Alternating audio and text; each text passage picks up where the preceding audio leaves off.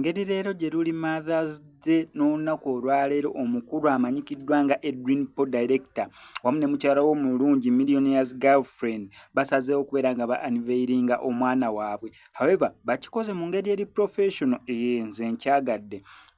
Bavudde ne batulaga omwana waabwe gwe baazaala era nga Millionaire's Girlfriend agambye olunaku lwali lwa leero lwe yakonfaminga n'ategeera nti munda mu lubuto lwe mwalimu ezzadde ery'omwana ow'obuwala. Amakulu mu kyo olunaku olwaleero lwe baamuwa amawulire nti ddala okimanyi oli lubuto ate ka refugee akalimu tugenza okatunuulira we tuti yes ng'omwana wa Edwin ye baakimugambira waawo. Anyway, nsaakiriza.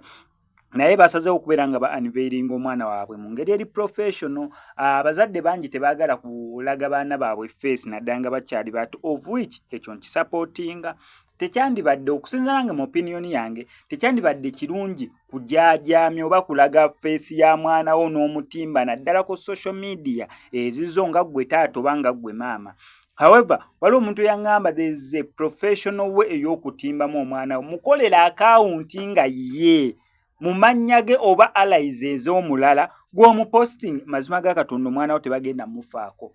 Katolaba ono muwala wa Edwin Paul ne bamala bamukolera akawunti nga erinnya ne bateekako lyonna lye bayagadde oba miliyoni ya baby oba biki, abantu nga tebasobola kukola attachment between omwana ono ku maama oba omwana ono ku taata.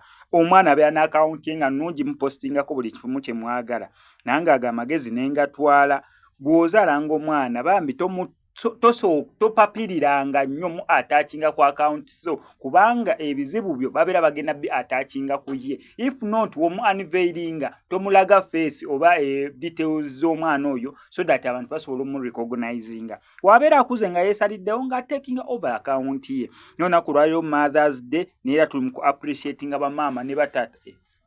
Koze si Taata's Day, Mama's Day. Anyway.